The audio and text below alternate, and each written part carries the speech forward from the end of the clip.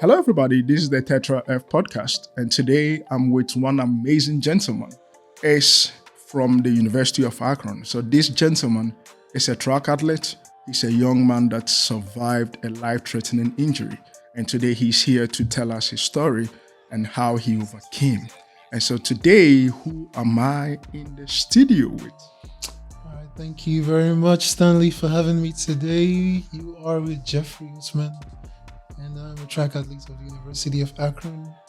I'm originally from Nigeria. I've been doing track and field since I was in Nigeria, but I got a track scholarship to come to the University of William Carey University, at first in Mississippi. Okay. And then I transferred to the University of Akron. Amazing, Jeffrey.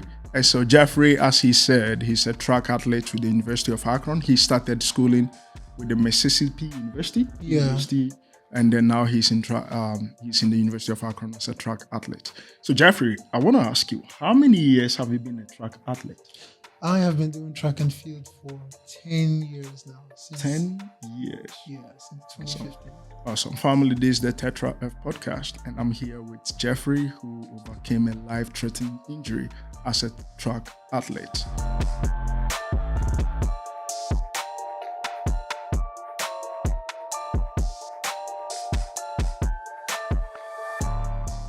All right, Jeffrey, I'm happy to have you in the studio with me. Glad to be here. Sharing your story as a track athlete. So I want to ask you, what are some of the major track events that you've participated in back in Nigeria and in America as well? Okay, back in Nigeria, we do have a lot of track events that we compete in. We have Golden Leagues, we have Dr. Lukoya, we have some other minor events. Well, my track career didn't really kick off until I got to the US. I mean, I qualified for the African Games, but I couldn't really go at some point due to some things.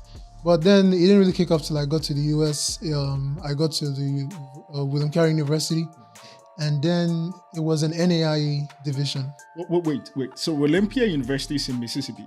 William Carey University. William Carey University. Yes, it's a private university. Okay. And so what was the word you just said? Oh, it's an NAIA division. What is NAIA division? Okay, there's 3 divisions. Basically, there's NCAA Division 1, there's Division 2, there's NAIA, and there's Division 3 as well. And so if somebody who doesn't understand track athletics is watching this podcast, what are some of these NCAA, NAIA? Because I have no idea what they are. It's basically just the bodies that are governing. Okay. So these are the governing bodies. Yeah, these are the governing bodies. Yeah. Awesome. Okay. All right. So yeah, like I was saying, I came to the US. I qualified for nationals. I was an All-American. I got some awards while I was at William Carey. I couldn't bring them here, unfortunately. Sorry about that. But yeah, my career didn't actually kick off properly till I got to the US here. So your career did not kick off until you got to the US. Anyway, have you won major awards in the States, in the US? Oh yes, I have. I won the Southern States Awards. It's also an NAIA. It's an NAIA Division Award as well. Okay. So I won the Southern States. That's for every school in the Southern area. Okay. I was the best field athlete over there. Ooh. Yeah, and I also won the NAIA. I mean, I think I won like 4 awards, basically. Yeah. So it's kind of like each division have every award. So for the NAIA division, I won a lot of field athletes award. Awesome. Guys, this is the Tetra F podcast. I'm with Jeffrey Usman, a track athlete from the University of Akron. Jeffrey survived a life-threatening event, and today he's here to share his story with us. Okay, so Jeffrey, I want to know what happened to you. Okay, while I was at William Carey University, I think that's when it started, I had shin splints. Shin splints? Yeah. So if a physiotherapist is watching this podcast, the physiotherapist knows what a shin splint is. Yeah, but for those who aren't physiotherapists and who don't have a degree, the shin splint is basically when there's a crack in your bone. Yeah. So basically, it's a broken bone. That's what a shin splint is. So yeah, I had a crack on my left leg, on my left and right leg, not even just the left leg. The right leg was less than the left. But yeah, it was worse on the left leg. So I had a William carry and I kept competing with it. I kept practicing with it, which is not ideal and it's not advised to practice and compete with that level of injury. So after leaving William Carey University and getting to Akron, I had an incident during practice. We were practicing at football, which is what they call American football, yeah, not the soccer. We were practicing at the football stadium, and I sort of ran into one of the poles that was for like the bystander. Yeah, I ran into the pole and it basically just destroyed my leg, my left leg. It made the shin splint worse. There was a hole in my leg. The bone was just really messed up and it was bad. And what made it worse was that I didn't even stop practicing that day. I kept practicing because I don't know if it was adrenaline, I don't know what, but I didn't really know how bad it was until I got to the doctor. They did an x-ray and they told me how bad and how terrible it was. So for the 2024-2025 season, which was last year, which was this year, my fault, which was this year, I couldn't compete. I couldn't represent my school. So it was a really traumatic experience. It was really depressing. It was really sad because the NAIA division, the division I was in back at Mississippi, William Carey University, it's one division lower than, I would say one division lower than this current division I'm in right now. Because I think this is the division before you get to like the pro level, the professional level. Okay. Yeah. So I finally get to the NCAA and I can compete. So the NCAA is the final professional level. No, it's the level the division before the professional yeah, before level. You go pro. So you're on your way becoming like Usain Bolt. Yeah, and then you kind of like achieving my dream because track and field has always been a big dream of mine. So I get here and I can't compete. I can't do anything. I couldn't even practice. People were practicing. I'd watch people practice. I'd probably just have to be on like the bike, those stationary bikes. I have to be on those stationary bikes and just like pedal, just try to get the body working so I can just stay and just be like, I'm not doing anything. I still have to do something. But it was really painful. It was really depressing. And to be honest, most people, they don't know how, you don't really realize how much you value something until you lose it at the end of the day. And it's not like I didn't value track at that time. It's just that I didn't really know how much I really loved track until I was watching people doing something that I wanted to do so bad and I just could not be part of those people. That is very, very touching. Guys, this is the Tetra F podcast and I'm with Jeffrey Usman, a track athlete from the University of Akron, Ohio. So Jeffrey survived a shin splint bone problem. He got his bone broken. And then I call Jeffrey as a miracle, someone that survived a life-threatening injury as a track athlete. And today he's here with me in the studio, sharing his story, how he overcame. Jeffrey, your story is so touching, bro. It's amazing. So you made mention that you did not really know the impact of the injury at that time, and then you were still, trying to toggle through until you couldn't do anything again. Yeah. So what was the mindset at that time when you realized sitting in the bystand and then looking at your colleagues, doing your favorite thing or things that you can do better than them? How was it? What was the mindset? It was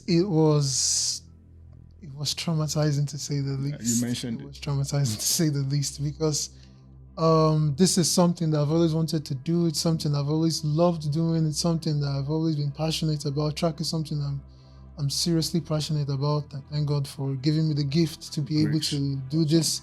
So it was just, I don't think there are words to describe watching people do something that you can do, you can do better, you love doing. And then there's nothing you can do besides wait. Wow. That's the hard part, the waiting aspect. You're waiting to heal, you're waiting for your bones to get better, you're waiting for your legs to be completely fine. But that aspect where 60 60 seconds feels like 1 year, and 60 minutes feels like 10 years, and the entire hour of practice or 4 hours of practice, it feels like a generation, because it's like you're watching people run and you're just aching, you're itching to do the same thing, but you know you can't do it. So the waiting aspect was the most terrible aspect, because you wake up every morning, there's this little gleam of hope that, oh, maybe today's the day maybe I can push myself a little bit better to see how maybe I can practice, but then you step down from your bed and you can't even walk properly. I had to miss an exam or 2 exams. I had to miss 2 exams because of the injury. I couldn't even go to school. I had to email my professors. They had to give me like an extension. So it was just, I couldn't even walk properly. So you come down from your bed and it's like, you're hoping, but then the first step you take, you know, it's not today. Awesome, Jeffrey. I think your story is so touching. So I want to ask you, what was the role of faith in your healing process? Because you made mention that when you wake up every morning, there is this gleam of hope that, you know, you're going to get better. You're just going to get back on the track. Was faith important?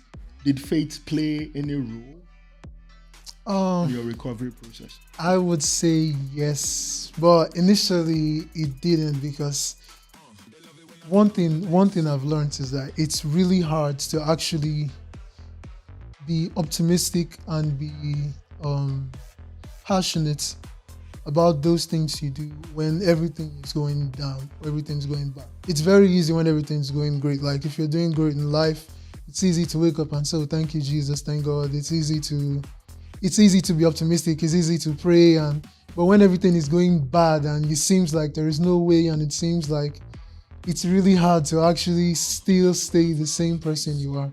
So yeah, I wouldn't say lost my faith, but I was depressed. I was really depressed. Most people that know me, they see me and they be like, oh, you Family, this is the Tetra F podcast, and today I'm with Jeffrey Usman, a track athlete from the University of Akron. Jeffrey survived a life-threatening injury, and today he's here in the studios to share his story with the world. And so, Jeffrey, I want to ask again, during your healing process, what kind of support system did you receive, and how important was this support system in terms of the school, in terms of your family, in terms of your friend? Was there any support system? Yeah, so to be honest, I would say it was more of a faith thing at the end of the day. Okay. Despite my faith being challenged, I still found a way to go back to God on my knees, and I asked for forgiveness, because at the end of the day, like I said, we don't only thank God, we don't only praise God when things are going great, we also thank God when things are not going great as well. So I had to, first of all, go back to God and find my path again. And also, I also received a lot of support from my family. Yeah, my family as well. They're back home in Nigeria, but my dad and my mom and my siblings, they're always encouraging me. They're always telling me to put one foot in front of the other, always trying to encourage me. Okay. So yeah, I received a lot of encouragement, a lot of prayers, a lot of support from them as well. What about the University of Akron, which you were a student? Oh yeah, as for the University of Akron as well, they also provided treatment for me. Okay. Because I'm on a full scholarship, so they are obligated to provide the treatment. Yeah, so you're treated like a king. I wouldn't say like a king, but I got the treatment I needed. Okay. That was the most important part, treatment I needed. Yeah, I had to go to the doctor. I had to see the doctor twice a week. Mm-hmm. There was a lot of therapy. There was a lot of physio. We will go into that. Yeah, there was this really kind lady. I've forgotten her name, unfortunately, but she was really nice to me. She was my physio then. They had this anti-gravity machine run treadmill. Okay. I think that was like my most fun experience there. It's basically a treadmill, but it's an anti-gravity treadmill. Okay. So it's like a balloon kind of thing. You stand on it, it wraps around your waist, and it like reduces your body weight that you apply on the ground. Okay. So it's kind of like the same anti-gravity chamber that astronauts use to travel in space, but it only takes the weight off like the lower half of your body, so from your waist down. So it's the same thing as a treadmill, but you're not using, let's say you weigh, maybe 200 pounds. Okay. It's not going to be 200 pounds that's on the treadmill. It's going to be like maybe like 100, 150. Okay. So it's going to be easier for you to run. So people who are injured, they use that to like get back on their feet and slowly run and all that. So I was doing that for a really long time. That was like the only way I could get on my feet and actually run, since I couldn't do it on the track. Okay. Yeah, dude, that was too much weight on my bones at the time back then. So I had to use the anti-gravity treadmill. I had to do a lot of needling and stem as well. Okay. That was my most I hated that experience. I hated it because it was basically, I have a phobia of needles, or a fear of needles. Yeah, I hate going to the doctor. But what they were doing is they were sticking needles in my leg, and then they had to pass electricity through the needles. Yeah, so it wasn't just the needles. Now it was the needles and electricity. It's called stem. But it's basically stem. So what was that doing to your legs? They said it was going to stimulate the muscle around the bone, and basically it helps the healing. At least that's the summary of it. Everything is supposed to help with healing, but I hated that experience so much. Look at how electrocution does to the body. Yeah. And just imagine there's a needle stuck in your leg. It's like 4 or 5 needles stuck in your leg. And now they have to pass electricity through those needles to your muscle. And you have to stay there for probably about 10, 15 minutes or whatever. So that was my worst experience there. I mean, I knew I needed it too, but I did not enjoy it. Yeah, so that was my experience basically. That was like I really thank God, because this is something that people go through and it takes them years to recover. Yeah, it does, because your bone, I already had this before coming here, and now making it worse was not part of the plan. It was not something that was I would have predicted. No one predicts an injury or an incident, but it's not something I planned for. So it got worse, and now it's just like I'm just sitting on the edge. I have no control over something that affected me to this degree. Basically put a hold on my practice, a hold on my competing, a hold on my plans in life. Everything had to stop for a while. Wow. Yeah, so you made mention of going through physiotherapy. Yeah. Do you remember the specific physiotherapy sections you had to go through to help you recover? If you can mention some of them, so that probably if somebody may chance on this podcast in the future and the person has gone through maybe an injury, and then the person is just looking out for some of the things that they have to go through to be able to recover. Do you remember? Yes, I do. Yeah. We have trainers. Okay. We call them trainers. Okay. They are basically people who take care of you when you have like a muscle injury. Let's say maybe you have like a tight hamstring, or you have maybe a glute problem, or maybe your calf. These are the people you go to, and they take care of you. They basically treat you. They basically address the present issue you have. But when it gets serious, that's when they refer you to the hospital, the children's hospital. We have a hospital in the track, at the indoor track. So it's basically those people are like the step one, and then once it becomes too serious, they refer you to the hospital, and that's where you start going through like X-ray and maybe those specific treatments through doctors. Those people that are like professional at that aspect.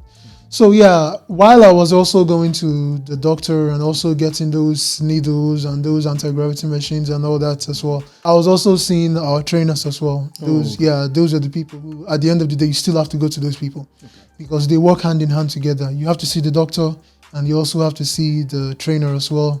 Since the doctor and the trainer, they work in hand with your coach, and also it's a whole lot of process. Well, you basically have to see a lot of people for this particular issue.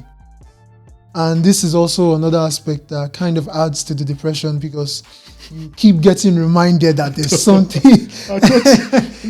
When you were just mentioning going to these physiotherapies and all these sessions, I thought it was just going to help you with your healing process. It was just making you depressed more. Because keep getting reminded that there's something wrong with you. Oh, Yeah, that's another thing as well. Louis. People don't like no one likes getting reminded that they have a problem, even though they're going through healing process. But now you have to go to this person. He tells you, this is what's wrong.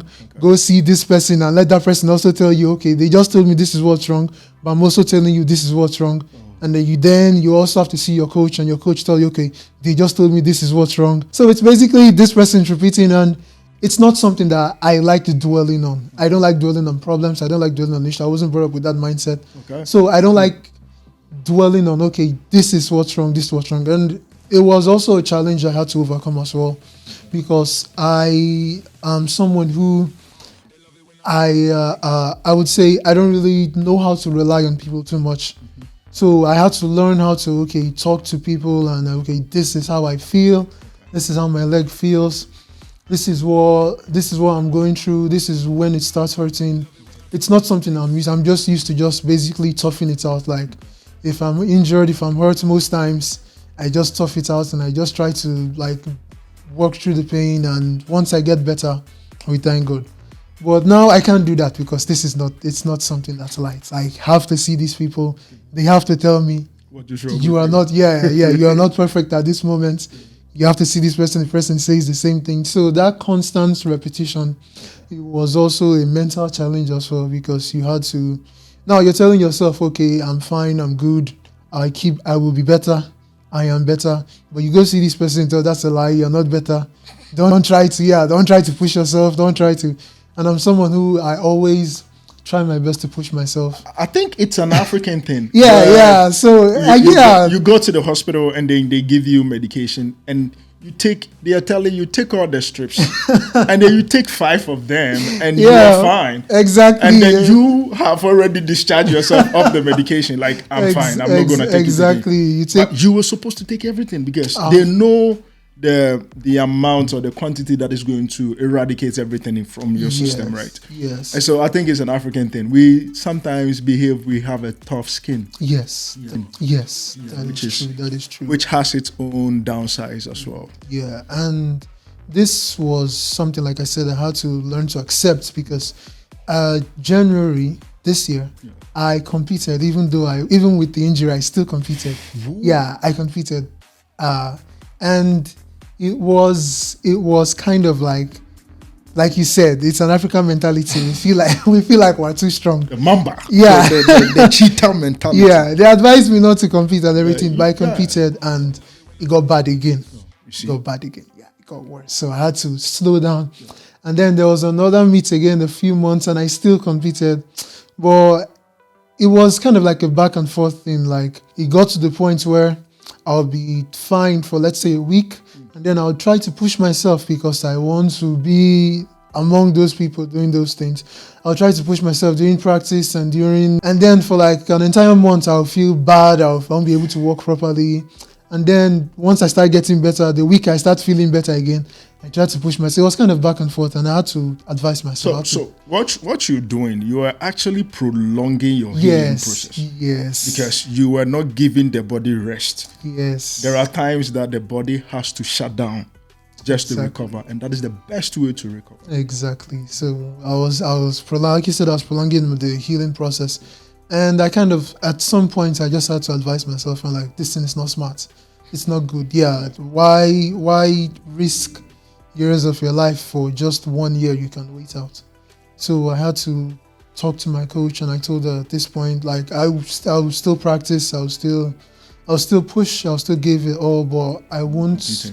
Yeah, I won't make it to the point where, like I said, like I risk years of my life just because I want to satisfy 1 year. It's just 1 year. It's just one season. So I had to take a medical red shirt for the season. So the medical red shirt is you have to, I wouldn't say fill a form, but it's basically telling the governing body that, okay, I'm not competing because I have an injury. And it has to be, it won't just be like you're saying it like, oh, I have an injury. It has to be like a valid reason. So backed by medical and the doctor's report and all that. Okay. And this was more than valid already. So I told my coach, and she understood, obviously. because she knew it was something serious. It was really bad at that moment. And I took the medical red shirt for the year, and I just had to keep encouraging myself, keep trusting God, keep let's just let the healing happen first before I focus on anything else. Wow. Family, this is the Tetra F podcast, and today I'm with Jeffrey Usman, a track athlete from the University of Akron, Ohio. Jeffrey survived a life-threatening event as a track athlete, and today he's in the studio sharing his life story with the world. Jeffrey, in this era where we have AI, artificial intelligence, we have ChatGPT, Perplexity, and the rest. When you got sick or when you got injured, did you ever Googled or did you try searching some medications for your injury? I mean, using AI. Technically, as human beings, we cannot avoid that. We cannot avoid it. Okay. Because it's just like you go online and you're like, Google. I have this pain. What is the best medication for this pain? Let's say the doctor tells you have, 1 month to heal. Yeah. And you go online, you're like, how can I make it 2 weeks? How can I get healed? Yeah, how can I get healed in 3 weeks? So you still drown yourself in those things as well. You're like, okay, what should I do? What should I avoid? The medication and all that. Like I said earlier on, long jump and triple jump, it's a very tasking and demanding event because it involves a lot of impact on the legs and on the bones. And when you start doing those events, they tell you, just get used to pain, get used to injury, because they will come. They are unavoidable. Because this is you basically lifting about 3 times your body weight on average. You're lifting 3 times your body weight off the ground, and then you're slamming it into the ground. I saw one of the videos you sent to me. Yeah. And you were doing a power lift for your core. Oh, yeah. And I saw the number of weights that you had on your... Jesus Christ. Yeah. Guys, I will show you the video. It was so crazy. And like that is what you guys go through to be able to do. Yeah, that is what we go through, because when I started track and field in Nigeria, after training for a while, the mentality that was imbued in us was that long jumpers and triple jumpers, we are the strongest, besides throwers, obviously. We are the strongest people. We are stronger than, we used to see sprinters as lazy people back then. Wow. We used to see people which they just sprint. They're like lazy people. Because is it because of their body weight? Because most of them are very light in weight. No, it wasn't the body. It was our training. It was the training, because we would do their training and then would also do our training as well. So it was basically doing 2 different things. Why they would just do maybe sprinters training. We have to do sprinters training because all jumpers are basically sprinters. We have to do sprinters training and then we'd also jump. So basically our body was taking 3 to 4 times the pressure that their body was. So we used to see sprinters as lazy people. So yeah, those weights and all that you were seeing on the video, it was just, that's what we do as jumpers and sprinters. Awesome. Jeff, what does the future hold for you? Well, honestly, track is a really big aspect of my life. It's a really important aspect of my life. I really thank God for giving me the opportunity to participate and partake in this wonderful aspect of life, because when I started track, I wouldn't say I was talented. I wasn't talented in any way. I was really slow. I wasn't strong. I wasn't fast. But one thing I believe, actually, not even I believe God has blessed me with is my mindset. I have this mindset and I have this innate ability, whereas I feel like if I feel like I can do something, I like pushing myself. That is one thing that I know sometimes it can be a blessing and it can also be a curse. But it is one thing that has helped me as well. I had to push myself beyond my peers. I had to go the extra mile. I was doing extra where people were doing 10, I was doing 15. I had to push myself. I had to do double. That was what helped me to get to where I am today. So looking at the future, I would say one of my major goals is actually to go to the Olympics. That is a major dream of mine. Awesome. Yeah, it's something I dream about. It's something I have daydreams about, not only at night. I dream about it. I think about it. I pray to God about it. Currently, right now, that is like a long-term goal because the Olympics is like the 2028, and I will be competing. Like the grace of God, I'm fully healed. I thank God for that. I'll be competing this season, which is the 2025-2026 season, which is going to be for the year of 2026. I'll be competing at the NCAA. Yeah. So is it in a state? Which state? No, I'm talking about like for this season. I'll be competing okay. this season. Yeah. So the season, where are you guys? We go to different places. We go to different places. So the location hasn't yet been announced. The calendar is out, but we will go to states like the nationals will be at Eugene. Okay. Yeah, it's going to be at Eugene. That's for outdoor, and I think indoor is at Orlando. I might be wrong, but I think it's at Orlando. But yeah, we travel different places, different states. It's one thing I love about track. Track lets you travel as well. You get to see so many places. Awesome. Yeah. So long-term goal, like I said, it's going to be the Olympics with the world record by the grace of God. That is that is another long-term goal. But for short-term goal, it's going to be making the indoor nationals, also being an All-American, and the outdoor nationals as well. Okay. Also making the podium finish at the outdoor nationals for this season. That is a lot, and that is very attainable. So I want to ask for the last, if a young boy somewhere in Maiduguri or in Anambra State looking at this video, probably chance on this video, and this young boy has the same genetics as you, someone that is willing to do a track athlete or become a track athlete to do track athletics, or probably they have the tendency to run and then become a long jumper or a very great or talented track athlete. What are they supposed to do? What is your advice for that young person? My advice to anyone who is about to start from I don't even know how you know Maiduguri, but I was surprised why you got Maiduguri. But yeah, my advice to anyone I would say who wants to start, no matter where you're from, no matter where you are, I would say honestly just start, because most people, when I started track, I feel like I said I was not talented, I was not fast. My coach they were always like, I had to run with the girls. That was to show you how bad it was. Like the boys would be in one category and they would put me with the girls because I couldn't even survive the girls at first. So yeah, exactly. I didn't have the talent. So if you let's say you wait till you're good at something, you wait till you're perfect at something before you start, you're never going to start. Okay. Because that's just how life is. You have to just jump. You have to jump into something that you feel passionate about. It's one thing I've learned. Whatever you want to do, track, music, any aspect of life you want to jump into, you want to go into. Just jump. Just jump into it. You don't really have to be great. You don't have to be talented.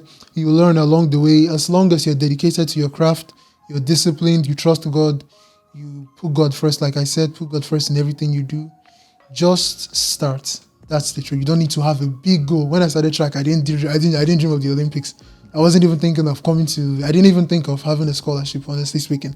I just started. It's a very funny story how I started. But I started track and I was just doing it because I think my coach was just making me do it at first. But then I fell in love with it. I fell in love with track and I just kept doing it. I kept going. And eventually, you start making plans, you start making dreams, you start making long-term goals towards all these things. But when I started, I was just starting. I didn't really have any big goal. Okay. Yeah. Jeffrey. Yeah. Thank you so much for joining me. Thank you very much for having me. Really appreciate you. I really had fun Guys, today. That was Jeffrey Usman, a track athlete from the University of Akron who survived a life-threatening event and shared his story today with us in the studio. Thank you, and do well to subscribe to our YouTube channel and then follow us on all social media handles at Tetra F Podcast.